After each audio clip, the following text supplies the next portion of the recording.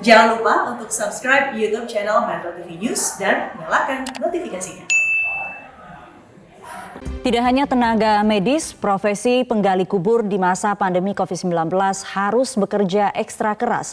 Salah satunya Imang Maulana yang dalam sehari-hari harus memakamkan 30 jenazah COVID-19, belum lagi berdamai dengan rasa takut dan khawatir. Kami hadirkan kisahnya untuk Anda. Hari-hari Imang Maulana beberapa bulan terakhir tak lagi sama. Ia adalah penggali kubur di tempat pemakaman umum Pondok Rangon, Jakarta Timur. Sejak pandemi COVID-19, profesi sebagai penggali kubur menjadi semakin krusial. Bunyi klakson sebanyak 2 kali dari ambulans adalah sinyal bahwa jenazah yang dibawa adalah pasien COVID-19 dan harus segera dimakamkan.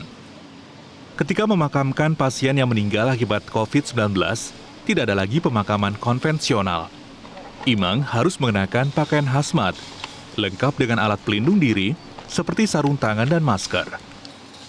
Jenazah COVID masuk ke TPU kami dan tim saya, tim A yang melakukan pemakaman pertama kali, jelas rasa takut, cemas, was-was itu muncul dalam diri kami. Karena apa?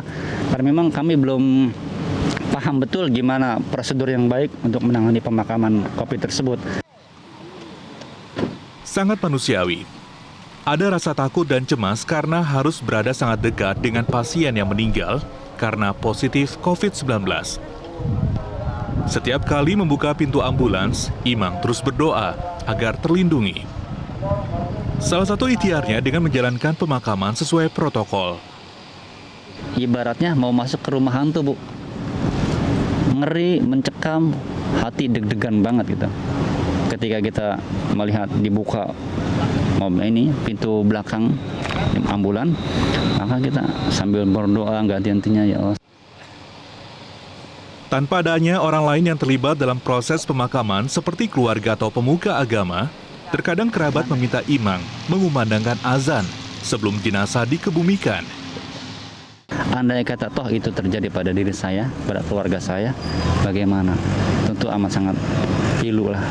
Ya, tidak bisa melihat sejelas, tidak bisa menyentuh jenazah secara nyata. Ya, berdoa pun dari kejauhan, mungkin tidak bisa memandikan seperti biasanya umumnya. Pada pekan pertama pandemi COVID-19, rata-rata ada 6 jenazah yang dimakamkan di Taman Pemakaman Umum Pondok Rangon, Jakarta Timur. Namun seiring dengan meningkatnya angka positif, dalam sehari, Imang harus memakamkan 30 jenazah dengan protokol COVID-19. Seperti pada suatu hari, Imang memakamkan pasien COVID-19 yang juga menderita masalah ginjal dan paru-paru. Putra dari jenazah datang ke pemakaman, namun hanya bisa melihat proses pemakaman dari kejauhan. Kalau boleh jujur terpaksa karena kita sudah tekan materai di kontrak di atas materai ya. Jadi kalau mau ngotot bagaimanapun ya udahlah, memang mungkin sudah jalannya gitu ya. Setiap hari Sabtu, Imang dan rekan-rekan menggelar salat berjamaah di musola kecil untuk mendoakan semua korban COVID-19. Imang berharap, terlepas dari cara pemakaman yang tak bisa mengacu pada cara agama, doa yang mereka panjatkan bersama bisa menjadi penggantinya.